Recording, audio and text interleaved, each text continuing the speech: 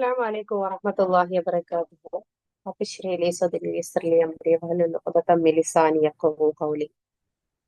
വലൈക്കും അസ്സലാം. അൽഹംദുലില്ലാഹി റബ്ബിൽ ആലമീൻ. അള്ളാഹുവിന്റെ മഹത്തായ അനുഗ്രഹം കൊണ്ട് റമദാൻ മാസത്തിലെ അവസാന പത്തിലേക്ക് നമ്മൾ പ്രവേശിച്ചിരിക്കുകയാണ്. അല്ലാഹു സുബ്ഹാനഹു വ തആല ഈ ഇത്രയും ഉള്ള ഓരോ ദിവസത്തെയും നോമ്പിനെയും നമ്മുടെ എല്ലാ ഇബാദത്തുകളെയും അള്ളാഹു കബൂൽ ചെയ്യട്ടെ. അതുപോലെ ഇനിയുള്ള ഏറ്റവും ശ്രേഷ്ഠമായ ഈ അവസാന പത്ത് ഏറ്റവും നല്ല രീതിയിൽ ഉപയോഗപ്പെടുത്താനും ലൈലത്തുൽ ഖദറിന്റെ ആ ഒരു രാത്രിയെ നമുക്ക് ആ ഒരു ദിവസത്തിലേക്ക് നമ്മളെ എവരെയും എത്തിക്കാനും ആത്മാർത്ഥമായിട്ട് ദുആ ചെയ്തുകൊണ്ട് നമുക്ക് തുടങ്ങാം ഇൻഷാ അല്ലാഹ്. കഴിഞ്ഞ രണ്ട് ക്ലാസ്സുകളിൽ നമ്മൾ ലൈലത്തുൽ ഖദറിന്റെ ആ ഒരു മഹത്വത്തെ കുറിച്ചും ആ രാത്രിയുടെ പ്രത്യേകതയെ കുറിച്ചും എന്താണ് ലൈലത്തുൽ ഖദർ എന്ന് അള്ളാഹു സുബ്ഹാനഹു വ തആല ഖുർആനിലൂടെ നമുക്ക് പറഞ്ഞു തന്ന കാര്യങ്ങളെ കുറിച്ചൊക്കെ നമ്മൾ ചർച്ച ചെയ്തിട്ടുണ്ട്. അപ്പം ഈ ഒരു അവസാന പത്തിന് നമ്മൾ ഒരുപാട് കാര്യങ്ങൾ ശ്രദ്ധിക്കണം. അതായത് റമദാൻ മാസം നമ്മളിലേക്ക് ആഗതമായ ശേഷം അതിനെ വേണ്ട രീതിയിൽ ഉപയോഗപ്പെടുത്താത്ത ആളുകൾക്ക് അത് നാശം ഉണ്ടാവട്ടെ എന്ന പ്രാർത്ഥനയ്ക്ക് ഇബ്രാഹിം നബി സ്വലാമിന്റെ ആ പ്രാർത്ഥനയ്ക്ക് റസൂല് ആമീൻ പറഞ്ഞിട്ടുള്ളതാണ്. ആ ഒരു പ്രാർത്ഥനയിൽ ഉൾപ്പെടാതിരിക്കണം. റമദാൻ മാസത്തെ വേണ്ട രീതിയിൽ ഉപയോഗപ്പെടുത്തിയ ആളുകളിലേക്ക് നമ്മൾ എത്താൻ അള്ളാഹു തൗഫീഖ് നൽകണം. അപ്പോൾ ആ ഒരു ലൈലത്തുൽ ഖദർ എന്താണ്, ആ ഖദറിന്റെ രാത്രിയിൽ എന്തെല്ലാം കാര്യങ്ങൾ സംഭവിക്കും എന്നുള്ളതിനെ കുറിച്ച് നമ്മൾ പറഞ്ഞു കഴിഞ്ഞു. ഇൻഷാ അള്ളാഹ് ഇനി നമ്മൾ ഈ 10 ദിവസത്തെ എങ്ങനെയൊക്കെ നമ്മൾക്ക് ഉപയോഗപ്പെടുത്താം. 1000 മാസങ്ങളെക്കാൾ ശ്രേഷ്ഠതയുള്ള ഒരു ശരാശരി മനുഷ്യായുസിനേക്കാളും കൂടുതൽ പ്രതിഫലമുള്ള ഒരു രാത്രി, അതിന്റെ ഒരു ദിവസം എന്ന് പറയുന്നതിന്റെ ആ ഒരു കണക്കൊക്കെ നമ്മൾ കൃത്യമായിട്ട് പറഞ്ഞിട്ടുണ്ടല്ലേ. ഒരു വർഷം, ഒരു ദിവസം എന്ന് പറയുന്നത് 83 വർഷത്തേക്കാൾ, 1000 മാസത്തേക്കാൾ എന്ന് പറയുമ്പോൾ 83 വർഷത്തേക്കാൾ കൂടുതലാണ്. ഒരു മണിക്കൂർ 13.9 വർഷം, ഒരു മിനിറ്റ് 85 ദിവസം. അപ്പൊ ഓരോ ദിവസവും ഓരോ മിനിറ്റും ഓരോ സെക്കൻഡുകൾ പോലും പ്രാധാന്യമുള്ളതാണ്. ആ ഒരു ദിവസം ഒരിക്കലും നമ്മിൽ നിന്നും അകന്നു പോകാൻ പാടില്ല. നിങ്ങൾ ജസ്റ്റ് ഒന്ന് കണ്ണടച്ച ശേഷം ഒന്ന് ശാന്തമായിട്ടിരിക്കുക. Just close your eyes and നമ്മുടെ ശ്വാസത്തിൽ ഒന്ന് ശ്രദ്ധിക്കുക. ശ്വാസം ഉള്ളിലേക്ക് വരുന്നതും പുറത്തേക്ക് പോകുന്നതും നമ്മൾ അറിഞ്ഞുകൊണ്ട് ചെയ്യാം. Take a deep breath in, out. ഇപ്പോൾ നിങ്ങൾ ഒരു മരുഭൂമിയിൽ അകപ്പെട്ടു പോയി. ചുറ്റിലും മരുഭൂമിയാണ്, ഒന്നും കാണാനില്ല. നടുക്കടലിൽ അകപ്പെട്ട് അതേ അവസ്ഥയാണ് ഈ മരുഭൂമിയിൽ നമ്മളുണ്ടാവുക. സഹായത്തിന് ഒരാളും ഇല്ല.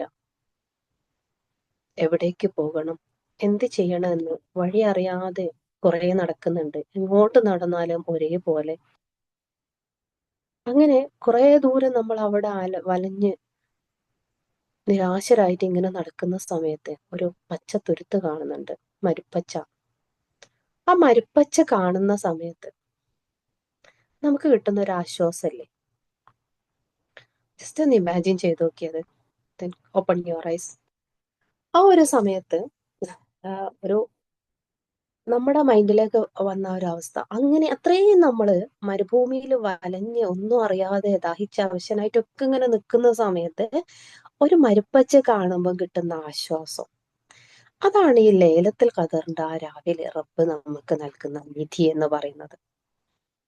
നമ്മുടെ ജീവിതത്തില്, നമ്മുടെ ഈ ഐഹിക ജീവിതത്തിന്റെ സുഖങ്ങളിലും അല്ലെങ്കിൽ അതിന്റെ ഇബിലീസിന്റെ ഷെറിലാണെങ്കിലോ ഈ ലോകത്തിന്റെ മായാ കാഴ്ചകളിലൊക്കെ മുഴുകി ഇങ്ങനെ ജീവിതം മുന്നോട്ട് കൊണ്ടുപോയി നമുക്ക് നമ്മുടെ ആഖിറത്തിലേക്ക് ഒരുപാട് എന്തൊക്കെയോ സമ്പാദിക്കണം, അഫിത്രയായിട്ട് തിരിച്ചു പോകണം എന്നൊക്കെ നമ്മളെ ഉള്ളിലുണ്ട്. പക്ഷേ നമ്മൾ ഈ മായാ കാഴ്ചകളിലൊക്കെ ഇങ്ങനെ അലിഞ്ഞിട്ട് അങ്ങനെ ഒരു താളത്ത് പോയിക്കൊണ്ടിരിക്കുന്ന സമയത്ത് അവിടേക്ക് പ്രവേശിക്കുമ്പോൾ നമ്മുടെ ഉള്ളിലേക്ക് കടന്നുകൂടിയിട്ടുള്ള ഈ പാപക്കറകളും നമ്മുടെ ഉള്ളിൽ വന്നു പോയിട്ടുള്ള എല്ലാ മാലിന്യങ്ങളെ ഒന്ന് ക്ലീൻ ചെയ്യണം.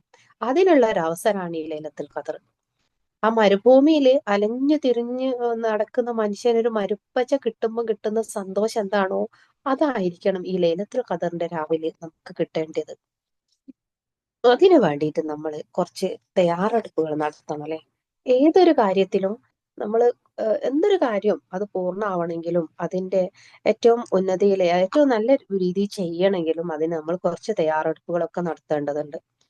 ഹിറാ ഗുഹയില് റസൂല് ജിബ്രീൽ അലൈഹിസ്സലാം ആദ്യ വഹിയുമായി വന്ന സമയത്ത് ഇരുട്ടിലാണ്ട് നടന്ന ഒരു അറബ് സമൂഹം, അരാജകത്വത്തിലുണ്ടായിരുന്ന, മദ്യത്തില് മുഴുകി നിന്നിരുന്ന ഒരു സമൂഹത്തിലേക്ക് ആ ഒരു നൂറായിട്ട് പ്രകാശമായിട്ട് ഖുർആൻ അവതരിപ്പിക്കപ്പെട്ടത്. അപ്പൊ അത് സമ്പൂർണമാക്കാൻ വേണ്ടിയിട്ട് ആ ഖുർആന്റെ വെളിച്ചം ജനങ്ങളിലേക്ക് എത്തിക്കാൻ റസൂൽ സല്ലല്ലാഹു അലൈഹി വസല്ലം ഒരുപാട് ഒരുപാട് കഷ്ടപ്പെട്ടിട്ടുണ്ടല്ലേ. അപ്പം അപ്പൊ നമുക്കൊക്കെ ഈ സ്വർഗം കിട്ടാനും റസൂലിന്റെയും സ്വഹാബത്തിന്റെയും ആ ഒരു സമയത്തുള്ള ആളുകളെ കുറിച്ച് ഒന്ന് ചിന്തിച്ചു നോക്കിയേ. അവരെത്രമാത്രം പ്യൂരിറ്റി, ആ പ്യുവർ ആയിട്ടുള്ള സോഴ്സിൽ നിന്നും കിട്ടിയ ആ ഒരു ഇസ്ലാം, അതിന്റെ തക്കവയിൽ ജീവിച്ച ആ സ്വഹാബത്ത്, അവരുടെയൊക്കെ ഈമാനും അവരുടെയൊക്കെ സ്വർഗത്തിലേക്കും ആണ് നമ്മൾക്കും പ്രവേശിക്കേണ്ടത്. അപ്പം അവരൊന്നും പ്രയാസപ്പെട്ടതിന്റെ ഒരംശം പോലും നമുക്ക് ഇവിടെ പ്രയാസപ്പെടേണ്ടതില്ല. ദീനുൽ ഇസ്ലാമിനെ വളരെ കൃത്യമായ രീതിയിൽ നമ്മുടെ കൈകളിലേക്ക് കിട്ടിയിട്ടുണ്ട്. അതിനു വേണ്ടി നമ്മൾ പ്രയാസപ്പെടേണ്ടി വന്നിട്ടില്ല, നമ്മൾ പാലായനം ചെയ്യേണ്ടി വന്നിട്ടില്ല.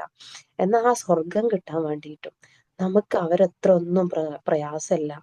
ആത്മാർത്ഥമായിട്ട് ആ വഴിയിലൂടെ ഒന്ന് സഞ്ചരിച്ചാൽ മതി. നിങ്ങളുടെ ഒരുപാട് പ്രാർത്ഥനകൾ, ഒരുപാട് അമലുകളുടെ എണ്ണമല്ല, നമ്മുടെ ഹൃദയത്തിൽ നിന്ന് വരുന്ന പ്രാർത്ഥനകൾ, നമ്മൾ ചെയ്യുന്ന തഖ്വയോടെ ചെയ്യുന്ന, നമ്മുടെ ഉള്ളറിഞ്ഞിട്ട് ചെയ്യുന്ന ആ ഒരു ആത്മാർത്ഥമായിട്ടുള്ള ഏതൊരു ഓ, ഏതൊരു കാര്യത്തിനും, അത് നമ്മുടെ വീട്ടിലുള്ള മക്കൾക്ക്, നമ്മുടെ കുടുംബത്തിന് വേണ്ടിയിട്ട് ഒരു ഈവൻ ഭക്ഷണം പാകം ചെയ്യുന്നത് പോലും അതിന്റെ ആ ഒരു സ്വർഗപ്രവേശനത്തിന് കാരണമാക്കിയ ഇസ്ലാമാണ് നമ്മുടെ കയ്യിലുള്ളത്. അപ്പൊ ഇവിടെ നമുക്ക് വേണ്ടത് ആത്മാർത്ഥമായ പ്രാർത്ഥനയാണ്, നമ്മുടെ ഉള്ളിൽ നിന്നും വരുന്ന തേട്ടാണ്. അത് നമ്മുടെ നിസ്കാരത്തിലാണെങ്കിലും, നോമ്പിലാണെങ്കിലും, സ്വതക്കയിലാണെങ്കിലും, എന്തിലാണെങ്കിലും നമ്മുടെ ഉള്ളിൽ നിന്നും വരുന്ന ആത്മാർത്ഥതക്കാണ് റബ്ബുമായിട്ടുള്ള നമ്മുടെ ആ ഒരു പ്യുവറായിട്ട് മറ്റൊന്നും ആഗ്രഹിക്കാതെ, അല്ലെങ്കിൽ മറ്റൊരാൾ കാണാൻ വേണ്ടിയിട്ടോ, നമ്മൾ ഇത്രയും അമല് ചെയ്യുന്നവരാണെന്ന് ആരെയും കാണിക്കാൻ വേണ്ടിയിട്ടല്ല, നമ്മുടെ ഉള്ളം ക്ലിയർ ആക്കിയിട്ട് ആ ഒരു ഫിത്രയോടെ റബ്ബിലേക്ക് അടുക്കാൻ കഴിയുന്ന രീതിയിലുള്ള എല്ലാ പ്രാർത്ഥനയും റബ്ബ് സ്വീകരിക്കപ്പെടുന്നതാണ്. ഇസ്ലാം എന്ന് പറഞ്ഞാല് ഒരിക്കലും ഒരു കഠിനമായ മതമല്ലല്ലേ. നമുക്കറിയാം ഇസ്ലാം വളരെ സിമ്പിൾ ആണ്, പക്ഷെ ഒരുപാട് ആളുകൾ അതിന് എന്തോ പ്രയാസാക്കി മാറ്റിയിട്ടുള്ളതാണ്. ഇസ്ലാമിന്റെ വസ്ത്രധാരണാണെങ്കിലും, ഇസ്ലാമിലുള്ള ഓരോ കാര്യങ്ങൾക്കാണെങ്കിലും വളരെ പ്രയാസാണ്. പള്ളിയിൽ ഇരുന്നിട്ട് ഖുർആൻ ഓതുന്നതോ ഇത്തികാഫ് ഇരിക്കുന്നതോ മാത്രല്ല ഇസ്ലാം എന്ന് പറയുന്നത്. എല്ലാ കാര്യങ്ങൾക്കും പ്രതിഫലമുണ്ട്. ചില മതങ്ങളിലൊക്കെ മോക്ഷം കിട്ടണമെങ്കിൽ എന്ത് വേണം? കാട്ടിൽ പോയി സന്യാസമൊക്കെ എടുത്ത് സ്വീകരിക്കാനാണ് പല മതങ്ങളും പറയുന്നത്. എന്നിട്ട് ആ മതങ്ങളൊക്കെ സിമ്പിൾ ആണെന്ന് വരുത്തി തീർത്തിട്ട് ഇസ്ലാമിനെ ശരിക്കും യഥാർത്ഥത്തിൽ അറിയാത്തത് കാരണം നമ്മളും അത് തെറ്റിദ്ധരിക്കപ്പെടുന്നുണ്ട്. എന്നാൽ ഇസ്ലാം എന്ന മതം നമ്മൾ ചെയ്യുന്ന ഓരോ കാര്യത്തിനും പ്രതിഫലം തരുന്നുണ്ട് അല്ലേ. നമ്മുടെ ഉറക്കത്തിന്, നമ്മുടെ ഭക്ഷണത്തിന്, നമ്മൾ ധരിക്കുന്ന വസ്ത്രത്തിന്, ആ വസ്ത്രം ഭംഗിയിൽ ധരിച്ചാല് അത് നമ്മുടെ കുടുംബ ബന്ധത്തിന്, നമ്മുടെ ഭാര്യ ഭർത്താവ് ബന്ധം എന്ന് പറയുന്നത് നമ്മുടെ സുഖത്തിന് വേണ്ടിയിട്ടാണ്, പക്ഷെ അതിന് പോലും പ്രതിഫലമുണ്ട്. പിന്നെ നമ്മൾ മക്കളെ നോക്കുന്നത്, നമ്മുടെ സമ്പത്ത് ചെലവഴിക്കുന്നതിന്, ഇങ്ങനെ ഏതൊരു കാര്യം, ഈവൻ നമ്മുടെ സ്വന്തം ആവശ്യമായിട്ടുള്ള ഭക്ഷണം അത് പാകം ചെയ്ത് കഴിക്കുന്നതിന് പോലും നമുക്ക് പ്രതിഫലമുണ്ട്. അപ്പം ഇതിനൊക്കെ വേണ്ടത് നമ്മുടെ നിയ്യത്ത് നന്നാവുക, നമ്മുടെ ഇന്റൻഷൻ ക്ലിയർ ചെയ്യുക. നമ്മളെ ഈ കാര്യത്തിലൊക്കെ ചെയ്യുന്നതിന്റെ മുമ്പ് അതൊന്ന് ക്ലിയർ ചെയ്തിട്ട്, അപ്പൊ ഈ ഒരു പ്രവർത്തനവും ഞാൻ നിന്റെ മാർഗത്തിലാണ്, അതിന് നമ്മൾ ഒന്ന് ബിസ്മി ചൊല്ലിയിട്ട് ആ ഒരു നിയ്യത്ത് വെച്ചിട്ട് ചെയ്യുകയാണെങ്കിൽ ഇതിനെല്ലാം പ്രതിഫലമുണ്ട്. ലൈലത്തുൽ ഖദറിന്റെ രാവ് എന്നിലേക്ക് അണഞ്ഞാൽ ഞാൻ എന്താ ചെയ്യേണ്ടത് റസൂലെ എന്ന ആയിഷ റളിയല്ലാഹുവിന്റെ ചോദ്യത്തിന് റസൂല് പറഞ്ഞ മറുപടി, അല്ലാഹുമ്മ ഇന്നക അഫുവ്വുൻ തുഹിബ്ബുൽ അഫ്വ ഫഅഫു അന്നി. ഈ ദിക്റിനെ അധികരിപ്പിക്കാനാണ്. ഇത് ചെല്ലാൻ നമുക്ക് എപ്പോഴെങ്കിലും പ്രയാസമുണ്ടോ? നമ്മൾ ജോലി തിരക്കാണെന്നോ, അല്ലെങ്കിൽ വീട്ടു ജോലിയാണെന്നോ, മറ്റെന്തെങ്കിലും ബിസിനസ് ആണെന്നോ ഒക്കെ തിരക്ക് ഇങ്ങനത്തെ ഒരുപാട് തിരക്ക് പറയുന്ന നമുക്ക് ഈ ലൈലത്തുൽ ഖദറിന്റെ പുണ്യം നേടിയെടുക്കാന്, റമദാന്റെ പുണ്യം നേടിയെടുക്കാന് എല്ലാം നമ്മുടെ ഏത് സമയത്തും സംസാരിക്കുമ്പോഴല്ലാത്ത, നമ്മൾ എന്തെങ്കിലും വേറെ ജോലികളൊക്കെ ചെയ്യുന്ന സമയത്ത് വളരെ സിമ്പിൾ ആയിട്ട് ചെയ്യാൻ പറ്റുന്ന ഈ ദിക്റുകൾ മതി. ഈ ദിക്റുകൾ മതി.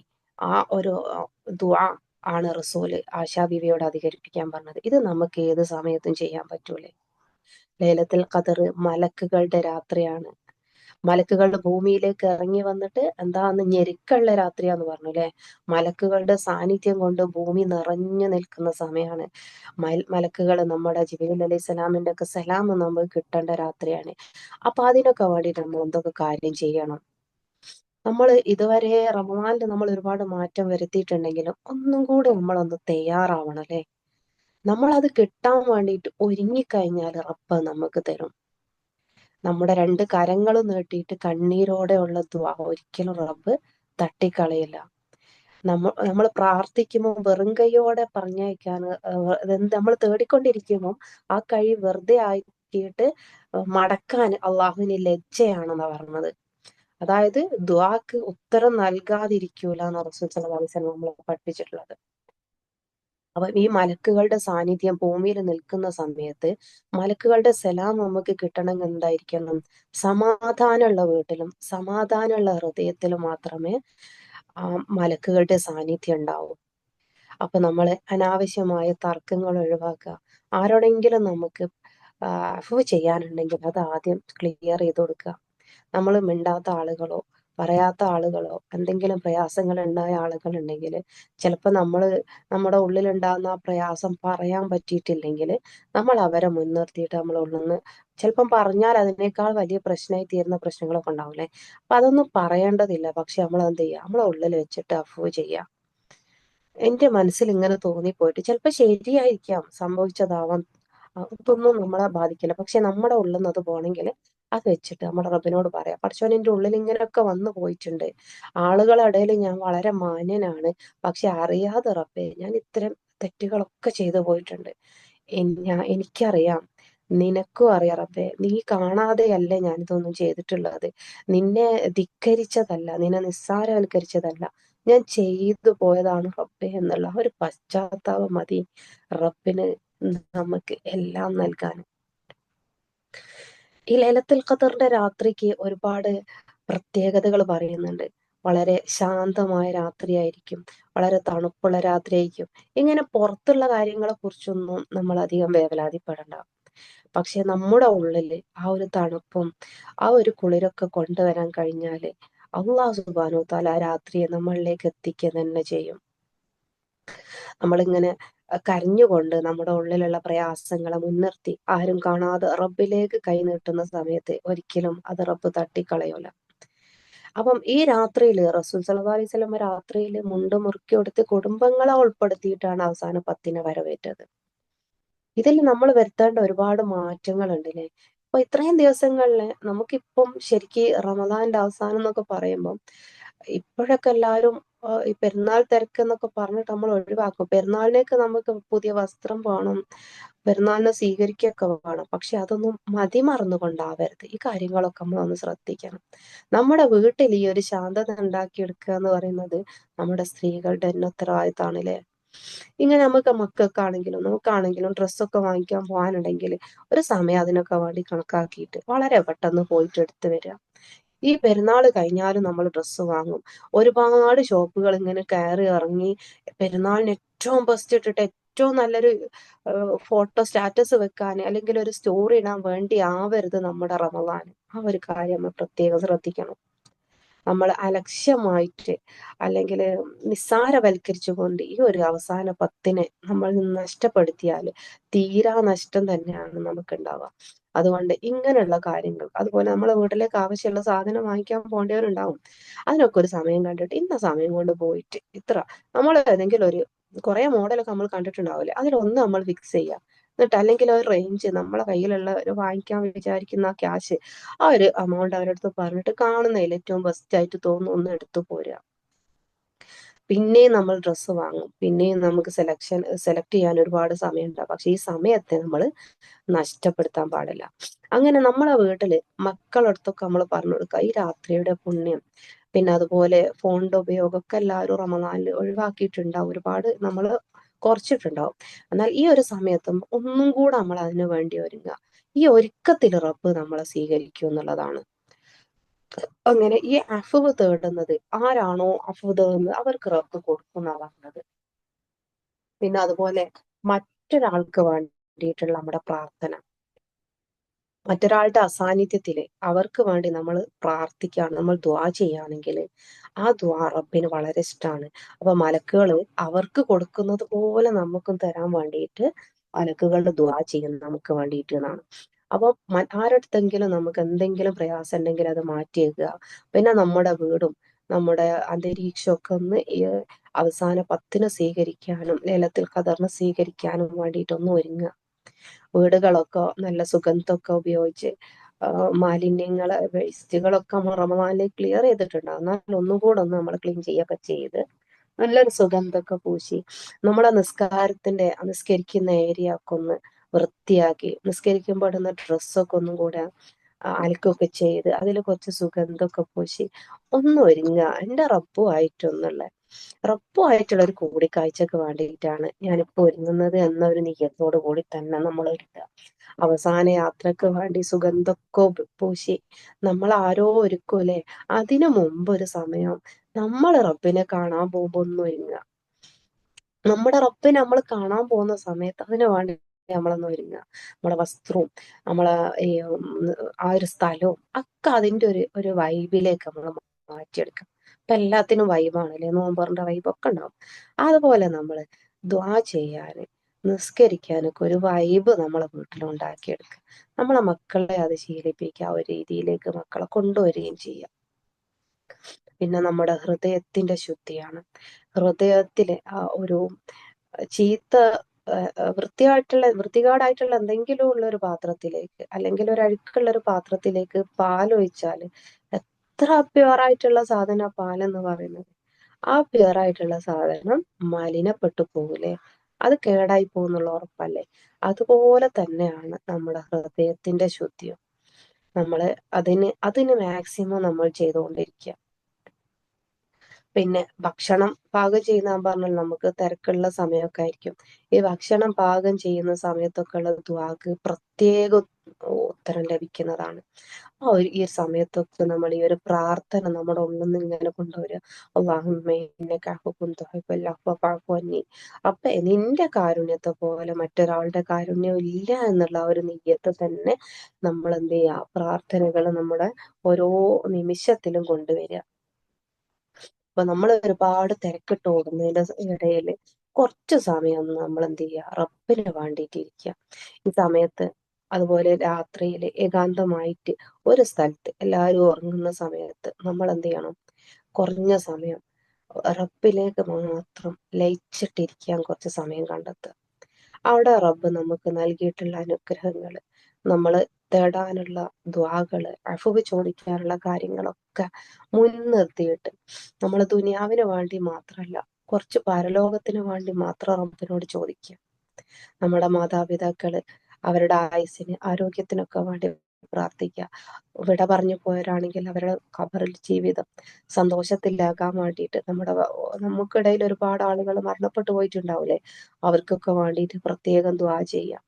അതുപോലെ ഏറ്റവും പ്രധാനപ്പെട്ട ഒരു കാര്യമാണ് നമ്മുടെ മക്കൾക്ക് വേണ്ടി ദ്വാ ചെയ്യുക. മാതാപിതാക്കൾ മക്കൾക്ക് വേണ്ടി ദ്വാ ചെയ്താൽ ഒരിക്കലും അത് റബ്ബ് തട്ടിക്കളയൂലാണ്. മൂസാ നബി അലൈഹി സ്വലാമിനോട് അള്ളാഹു പറഞ്ഞതാണ്, ഉമ്മയുടെ വഫാത്തിന് ശേഷം മൂസ, ഇനി നിങ്ങൾ ശ്രദ്ധിച്ച് നടക്കണം, ഉമ്മയുടെ പ്രാർത്ഥന ഇനി നിങ്ങളെ കൂടെ ഇല്ല.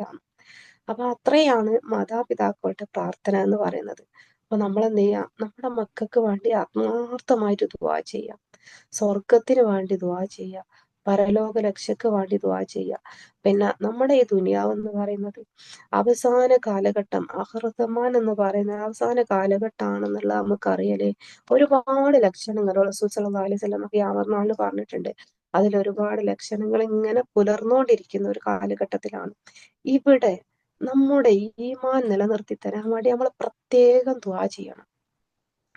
കാരണം പല രീതിയിലും നമ്മുടെ ഈമാൻ കവർന്നു പോകുന്നുണ്ട്. നമ്മൾ പുറമെ വലിയ മാന്യന്മാരാണൊക്കെ ധരിക്കുന്ന ആളുകള് നമ്മളെ ചിലപ്പം വഴിപഴപ്പിച്ചു പോവാം. അതുകൊണ്ട് ഏതൊരു അറിവ് കിട്ടിയാലും നമ്മൾ നമ്മുടെ സ്വന്തത്തോട് നമ്മുടെ ബുദ്ധിനോട് ഒന്ന് ചോദിക്കണം.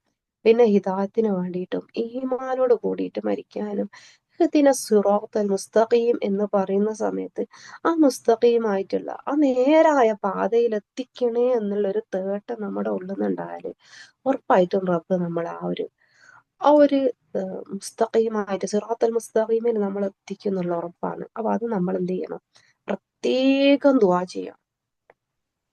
അപ്പൊ ഇത്രയും കാര്യങ്ങൾ, ഇങ്ങനത്തെ കുറെ കാര്യങ്ങളാണ് ചെയ്യാനുള്ളതെന്നൊക്കെ നമുക്കറിയാം. പിന്നെ പ്രാർത്ഥനയുടെ പ്രാധാന്യം, ദുആ ചെയ്യുന്നതിന്റെ പ്രാധാന്യം എന്ന് പറയുന്നത് പ്രത്യേകം നമ്മൾ എടുത്തു പറയേണ്ട കാര്യമൊന്നുമില്ല അല്ലെ.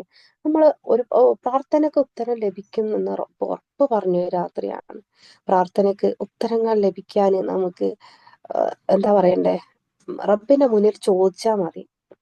യൂനുസ് നബി അലൈഹി സ്വലാം, നമുക്കറിയില്ല ആ ചരിത്രം. തെറ്റ് ചെയ്തു പോയി, റബ്ബിന്റെ സമ്മതമല്ലാതെ യാത്ര പോയി. അവിടുന്ന് ആ മത്സ്യ അകപ്പെട്ടപ്പം കടലിന്റെ കൂരാക്കൂരിരുട്ടാണ്, മത്സ്യത്തിന്റെ വയറ്റിലുള്ള കൂരാക്കൂരിരുട്ടാണ്.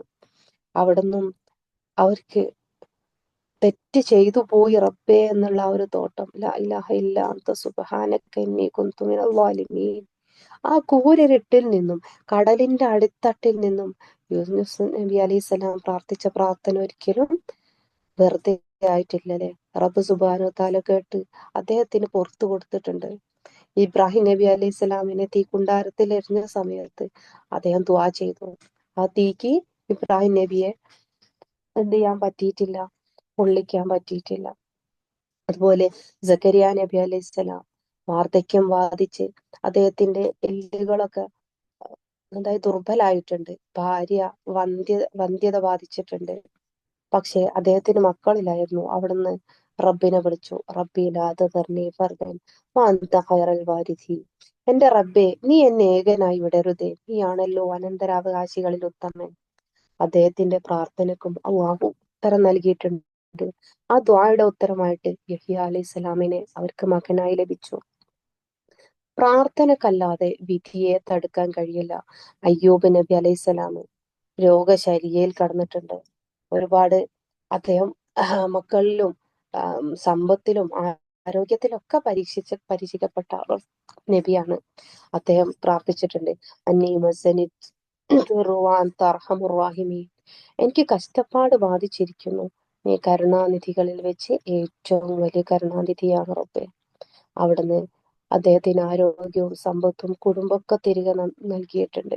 ഇങ്ങനെ ഖുർആനിൽ തന്നെ നമ്മുടെ റസൂൽ സല്ലല്ലാഹു അലൈഹി വസല്ലമക്ക്, മക്കയിൽ ജനിച്ച റസൂലിന് മക്കയിൽ നിൽക്കാൻ കഴിഞ്ഞിട്ടില്ല. ദീനിനെ പ്രചരിപ്പിച്ചത് മാത്രമാണ് റസൂൽ ചെയ്തൊരു കാര്യം. ഒരു സമയത്ത് മക്കയിൽ നിൽക്കാൻ കഴിയാതെ മദീനയിലേക്ക് മടങ്ങിപ്പോയ റസൂലിനെ മക്കം ഫതഹിൽ മക്കയുടെ നേതാവായിട്ട് അള്ളാഹു സുബ്ഹാനഹു വതആല അങ്ങോട്ട് തിരിച്ചു കൊണ്ടുവന്നതാണ്. അപ്പം ആ ഒരു ഹൃദയം, ഒരു നാടും വീടും ഉപേക്ഷിച്ച് പോകുന്ന സമയത്ത് നമ്മുടെ ഉള്ളിൽ നിന്നുണ്ടാകുന്ന ഒരു പ്രയാസല്ലേ, ആ പ്രയാസത്തിന് റസൂലിന് അള്ളാഹു കൊടുത്ത നിധിയായിരുന്നു മക്കം ഫതഹ്. ഇതുപോലെ പ്രാർത്ഥനകള്, നമ്മുടെ ഹൃദയം നൊന്തുള്ള പ്രാർത്ഥനക്ക് ഉത്തരം നൽകാൻ റബ്ബിന് വളരെയേറെ ഇഷ്ടമാണ്. ഈ അവസാന 10 ഉപയോഗപ്പെടുത്താൻ നമ്മൾ കുറച്ച് കാര്യങ്ങൾ ശ്രദ്ധിക്കണം. ഒരുപാട് കാര്യം പ്രാർത്ഥനയുടെ മഹത്വത്തെക്കുറിച്ചും ലൈലത്തുൽ ഖദറിന്റെ പ്രാധാന്യവും ലൈലത്തുൽ ഖദറിന്റെ പ്രത്യേകതയും അള്ളാഹു എങ്ങനെയൊക്കെ ലൈലത്തുൽ ഖദറിനെ ബഹുമാനിച്ചിട്ടുണ്ട്, അതിന് പ്രാധാന്യം നൽകിയിട്ടുണ്ട്, ഈ എല്ലാ കാര്യങ്ങളും നമ്മൾ ചർച്ച ചെയ്ത് കഴിഞ്ഞു. ഇനി നമ്മൾ ആക്ഷൻ എടുക്കാൻ വേണ്ടിയല്ലേ.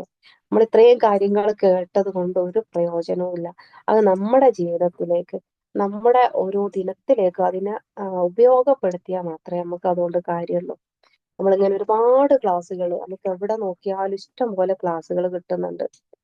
എന്നാല് നമ്മൾ എന്താണോ ചെയ്യാൻ തുടങ്ങുന്നത്, നമ്മളൊരു സുബ്ഹാനല്ലാഹ് മനസ്സറിഞ്ഞ് ചെല്ലുമ്പോൾ മാത്രമേ നമുക്ക് അതിന്റെ കൂലി കിട്ടുന്നുള്ളൂ. അപ്പം അതിനായിട്ട് നമ്മൾ ആദ്യം കുറച്ചൊരുങ്ങണം. ഈ 10 സ്വീകരിക്കാൻ മാനസികമായിട്ട് തന്നെ നമ്മൾ എന്ത് ചെയ്യാ, ആദ്യം ഒരുങ്ങുക. നമ്മുടെ ഹൃദയത്തില് പിന്നെ നന്ദി വർഷിപ്പിക്കുക, ഗ്രാറ്റിറ്റ്യൂഡിനെ നിറയ്ക്കുക. റബ്ബ് തന്ന കാര്യങ്ങളെ കുറിച്ചൊക്കെ ഒന്നും എന്ത് ചെയ്യുക, നമ്മള് ശാന്തമായി സ്ഥലത്ത് ഇരുന്നിട്ട് അതിന് വേണ്ടിയിട്ട് ആ നന്ദികൾക്കൊക്കെ അൽഹംദുലില്ലാഹ് എന്ന് മനസ്സറിഞ്ഞ് പറയാം. പിന്നെ അഫുവിനായിട്ട് തേടുക, ആർക്കെങ്കിലും അഫു ചെയ്യാനുണ്ടെങ്കിൽ അഫു ചെയ്തു കൊടുക്കുക. ശേഷം റബ്ബിനോട് നമ്മൾ ചെയ്തു പോയ തെറ്റുകളെ കുറിച്ച് പറഞ്ഞിട്ട് തന്നെ കണ്ണീരോടെ ദുആ ചെയ്യാം. പിന്നെ നമ്മൾ ഈ ഒരു ദിവസത്തിന് ഏതൊരു കാര്യം തുടങ്ങാൻ പോകുമ്പോൾ ഒരു നല്ല നിയ്യത്ത് വെക്കണമല്ലോ. ഇവിടെ നമ്മൾ നല്ലൊരു നിയ്യത്ത് വെക്കണം. എന്താണ് നമ്മുടെ നിയ്യത്ത് എന്നുള്ളത്? നമ്മുടെ ഇഹലോകമായിട്ടുള്ള ഒരുപാട് കാര്യങ്ങൾ നമുക്ക് ഇവിടെ ലക്ഷ്യം വെക്കാം. കൂട്ടത്തില് റബ്ബേ നീ എന്നെ സ്വീകരിക്കണേ എന്നുള്ള ഒരു പ്രാർത്ഥനയും. എന്നിട്ട് നമ്മൾ ആദ്യം ചെയ്യേണ്ടത് ഒരു ടു ഡു ലിസ്റ്റ് നമ്മൾ ഈ ഒരു ദിവസത്തേക്ക് വേണ്ടി നോക്കണം. സമയം കിട്ടുന്നില്ല എന്നുള്ള ഒരു പരാതി നമുക്ക് ഇവിടെ തീരും. അതിൽ നമ്മൾ ഉൾപ്പെടുത്തേണ്ട കാര്യം നമ്മുടെ നിസ്കാരം, ഫർള് നിസ്കാരങ്ങൾ സമയത്തിന് തന്നെ ചെയ്യാൻ വേണ്ടി ശ്രദ്ധിക്കാം. ടു ഡു ലിസ്റ്റിൽ നമ്മൾ ഉൾപ്പെടുത്തുമ്പോൾ ആദ്യം ഫർളായിട്ടുള്ള കാര്യങ്ങൾ അത് കൃത്യസമയത്ത് ചെയ്യാൻ നമ്മൾ ശ്രദ്ധിക്കാം. അവ്വല് വഖ്ത് നിസ്കാരം ശരിയാണെങ്കിൽ, നിസ്കാരത്തിലേക്ക് ഒരു ഖുശൂ കിട്ടണമെങ്കിൽ നമ്മൾ ഇപ്പൊ നോമ്പിനേക്കാണെങ്കിലും നമ്മളൊരു കല്യാണത്തിന് ഒരുങ്ങുകയാണെങ്കിലും ഒരു വീട് പണിയുമ്പോൾ അതിന്റെ അടിത്തറ എത്രത്തോളം ഉറപ്പുള്ളതാണോ അതിനനുസരിച്ചായിരിക്കില്ലേ മേലേക്കുള്ള ബിൽഡിങ്. ഇനി അടിത്തറ അല്ല, ഇതിപ്പോ ഉള്ളു പോകുന്നതല്ലേ ആരും കാണൂലല്ലോ എന്ന് വിചാരിച്ച്, സോറി, അപ്പം ഈ അടിത്തറ അത്ര കാണൂലല്ലോ എന്ന് വിചാരിച്ച് നമ്മൾ ആ ഒരു ബേസ് മണ്ണ് കൊണ്ടൊക്കെ നമ്മൾ ഉണ്ടാക്കുകയാണെങ്കിൽ അതിന്റെ നേരെ ആ ബിൽഡിങ് നിലനിൽക്കും? ഒരിക്കലും ഇല്ലല്ലോ. അതുപോലെ തന്നെയാണ് നമ്മൾ ഈ ഒരു ബേസ് ചെയ്യുന്നത്. നമ്മുടെ നിയ്യത്ത് റെഡിയാക്കുക. എന്നിട്ട് ഇതിനു വേണ്ടിയിട്ട് ഈ ടു ഡു ലിസ്റ്റിൽ പറവായിട്ടുള്ള കാര്യങ്ങൾ ആ സമയത്ത് ചെയ്യുക. നിസ്കാരത്തിന്റെ മുമ്പ് ബാങ്കിന് നമ്മൾ നല്ലോണം ശ്രദ്ധിക്കുക. ബാങ്കിലെ ഓരോ കാര്യങ്ങളും അള്ളാഹു അക്ബർ എന്ന് പറയുമ്പോൾ അള്ളാഹുവിന്റെ ആ മഹാത്മ്യത്തെ, അഷ്ഹദു അൻ ലാ ഇലാഹ ഇല്ലല്ലാഹ് എന്ന് പറയുന്ന സമയത്ത് ലാ ഇലാഹ ഇല്ലല്ലാഹ് അള്ളാഹു നീ അല്ലാതെ ഒരു ഇലാഹ ഇല്ല എന്നുള്ള അത് നമ്മൾ ഒന്നും കൂടി സാക്ഷ്യം വഹിക്കുക.